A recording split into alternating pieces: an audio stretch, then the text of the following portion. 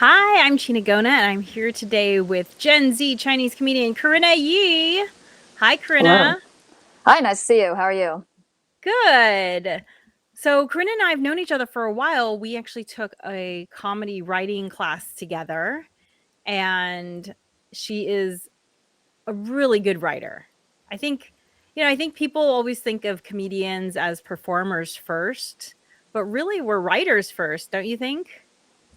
Yeah, I think so. I think in our instructor in that class mentioned that for some people writing comes more naturally and performance, and for other people performance comes more naturally. But yeah, I think as a kid I was pretty shy, so maybe I wasn't the most outgoing person. So I think I built my comedy chops up first by writing and just imitating how I think people talked. Have you always been a writer then?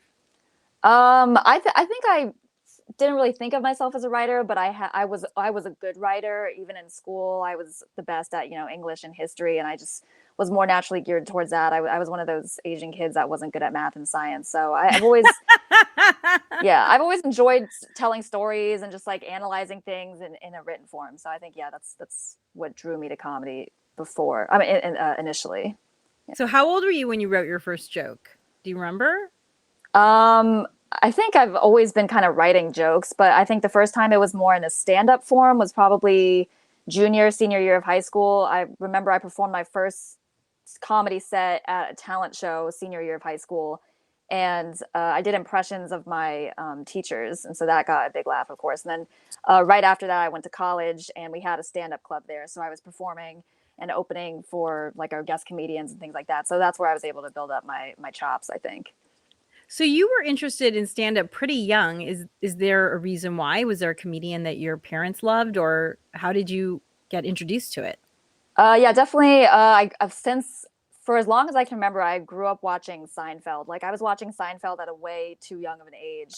Um, and at the beginning of every episode, Jerry Seinfeld's doing a set. So I think I was always used to just seeing someone with a microphone. I didn't know that that was a genre called stand-up comedy, but I just saw a guy with a microphone Okay. talking, making observations, and then of course the show itself is hilarious. So I've always been around humor, and both of my parents have a really good sense of humor and watch a lot of TV. So I think I was just kind of always around that. So I think you're either the youngest, you're definitely one of the youngest comedians that will be on the Soy Saucy show. That is Sunday, September 7th at the Crow in Santa Monica. Tickets at soysaucy.com. Ooh. Anyway, so you're you're one of the younger ones, but you kind of have a social life that is maybe different from the rest of your peers. Can you tell us about that? So you're telling me all of my friends are old, is what you're saying? I wasn't saying anything. I'm simply saying, tell me about your social life, I was Corinna. just say, my friends are old when even I have what you're Gen Xer. Uh huh. When I have a Gen Xer telling me my friends are old, because normally like my friends, they just see my millennial friends and they're like, "You're friends with all old people, Corinna." But man, I got China Gona telling me I have old friends. But yeah, no, I've always been because my parents are older, and I've always I think just I've been around people who are just older and more mature, and so I think I just gravitated towards that. And comedy, especially at this stage, is usually filled with people who are getting into it a little later in life because usually you fall into comedy after having been through something like traumatic or something that just is very life changing. And I haven't obviously lived enough life, and so sometimes I do struggle with that when I'm writing bits. Is like, oh, I haven't Mm. experienced this yet, and there are a lot of bits that comedians do that I can't really relate to because I haven't experienced it yet. So, but yeah, somehow I think because I got into comedy or have been watching comedy since a very young age, I think I just developed that palette earlier than some other people in the business, I guess. It seems like you have quite an ear for it, but I get it. Like when I wrote comedy when I was in my 20s, it was a lot harder. And now it's Mm, just like my daily life is comedy. So right. it's very different experience. But you still didn't touch very much on your friends. My friends. I like sometimes I kind of I think I'm in that transition period because I graduated from college 2 years ago. So I've obviously was living with like my friends all the time and socializing with them. And then I'm gradually learning what it's like to have adult friends where you're not constantly on top of each other all the time and just meet up for a beer every now and then, maybe once a month and just chat things out. So I've been lucky to meet some pretty good friends and in the stand-up world, some of whom have already been on your podcast. Peter Murphy, he's been really kind, and he's been kind of a mentor to me. Tom Tran is another person who's given me a lot of good pointers and given me opportunities. So I think it's really valuable to be friends with people who are older than you and have, more experience in the business to be able to steer you towards what it is that you want. Absolutely. Yeah. So you're an East Coaster living in Los Angeles. How do you feel about that? How's that experience? I like it. I think the East Coast is very fast paced all the time, and then the West Coast is more laid back. So I like being an East Coaster on the West Coast because it puts me ahead of all of you lazy MS. But I mean, Like you're the always longer I'm 3 hours ahead.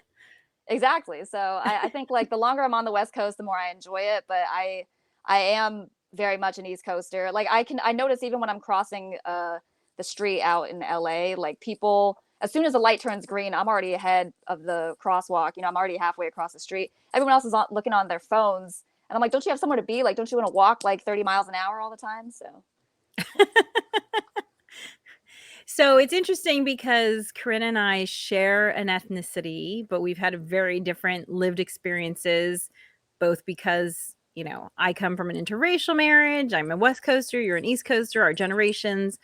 And then you have an added descriptor that has made your experience very different. Can you tell us about that, please? which one, that I am 5'3" or That you were I don't know. raised Jewish. I was. I don't even know if raised is the right word, but I just was, I guess you could say, it wasn't necessarily raised by my parents, but just like raised by the community. My parents sent me to the Jewish day school when I was 5 years old. So that was my first intro into education, was through a Jewish lens. And so for the first 6 years of my schooling, I was going to Jewish day school with all these other Jewish kids. But I think I didn't realize it in the moment, but in hindsight, I realized that there were a lot of similarities between Chinese and Jewish culture, which I think is why my parents were drawn to that type of education. There's a emphasis on education and honoring your elders, and an inability to digest dairy. So yeah.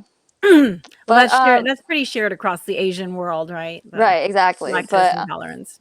Yeah. So yeah, I think just from the education that I got at that Jewish day school really set me up for just always questioning things, and I think that's a huge part of comedy. And the comedy world is also full of Jewish people, so I think that's also why I'm drawn to it, is because it's kind of like these inside jokes that we have, this language that we're able to speak with each other. And so I think being people think that was it hard being like a Chinese kid at Jewish day school, but I think having that exposure and being able to learn and write Hebrew and learn about this whole other world of religion at such a young age, I think is what made me curious about the world and what set me up to be interested in diverse backgrounds, and why I was drawn to a show like Soy Saucy. So just being curious about different worlds at a young age, I think is what set me up for success in some ways.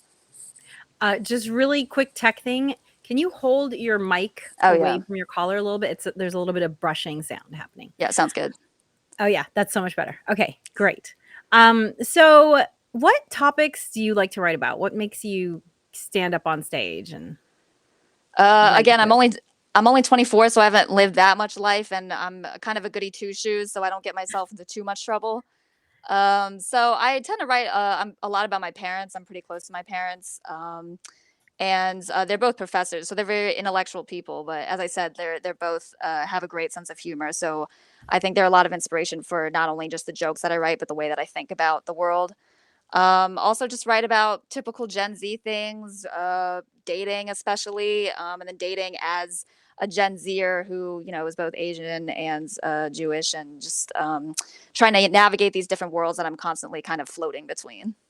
what I like about your dating stuff, though, is that it's not the usual like swiping on Tinder stuff. Like you have some really funny things. Like you went on a first date that ended up at McDonald's or something, and yeah, right? the guy suggested that we split a McChicken. Not my own. I don't get my own McChicken. We have to split a McChicken. I don't know if he wanted to do like a Lady and the Tramp situation, but he wanted to share this like $3 sandwich and then go rock climbing. And I'm not a very athletic person either. And but I was also on my period, and I have this joke where going rock climbing on your period, ladies will know that that is like putting a hat on a hat when it comes to being in a terrible situation. So it was already just like the McChicken just sounded, miles better than having to go rock climbing, whether you're on or off your period. So yeah, I've run into like really different situations. And some of those situations, the bit writes itself. I Yeah. barely had to plug in any jokes. I just had to tell that story because it is Right. so ridiculous. Splitting a McChicken on your Yeah, first date. right. And I noticed it looks like you had your hair cut recently. I think that's something that happens whenever you go home. Is that correct? Am I remembering It that is. correctly? Yeah, I am very cheap, and my dad happens to be excellent at cutting hair, and so he cuts both my hair and my mom's hair, and we have the same haircut. So I don't like sit in the chair and then, point to whichever celebrity whose haircut I want. I just say, "Oh, give me my mother's haircut." And I come out looking like this. I come out with a fresh bob and usually fresh material, so it works out. Oh, what's the material that you came out of with this haircut? Just more stuff about Ireland. I was on a trip recently. I just got back from Ireland 2 days ago, and I was on a tour with 100-year-olds. It was a 55 plus tour, and Wait a being second, wait a second. 100, 100 years old? Seriously? Or yeah, just like close to 100? Were they it felt like literally? that. Based Okay. on the way that they use WhatsApp, like you can tell these people. This is the greatest generation. Yelling at each other, telling them not to text past 9 p.m. because some of them have their ringers on. Clearly, greatest generation did not learn about do not disturb, which is, completely fine. Wow, they Yeah. are techie. My grandma never got into the whole chatting thing. Email, she's 101. Email was barely email. Like we could email her photographs. That was pretty much it. So these That's people how it sound should be. techie. That's how it should be. I think an old woman should not know how to use email. Whenever I see like an 85-year-old using like FaceTime, it's like an oxymoron. It's weird. Well, also there's a point at which technology, I feel like, can become really dangerous just with Mm, all of the scams out there, even from as simple as, you scan the wrong QR code to pay for parking, and all of a sudden, you have all these things on your phone that weren't supposed to be there, or they have access to your identity. And it's like, at what point do we take phones away from people? right. And old people love money, so it's so easy for them to just like give their bank account, expect to get $50,000. So yeah, I got to be careful with that. Yeah, ugh, I'm that bridge is approaching. I'm not You feel it? looking You forward are, to are it. you heading to those days soon? Is that what you're Not for saying? me. I'm Oh, talking about okay. for my, I'm not gonna say anything in case it ends up in her inbox. But yeah, I'm concerned about my ancestors, or I not see. my still living ancestors, I guess I should say. So let's see. Gen Z, Chinese, Jewish, East Coaster. Is there anything else that you and your parents? Those are the big four in terms of the things that you talk about. Yeah, I mean, I'm severely close to my parents. Like anyone who knows me for like 5 seconds knows about my parents, and I wish they talked about me that much, but it's fine. I think it's interesting how you say you're severely close to them. Yeah. Like you're going to cut yourself. You're so close to them. Like why severe?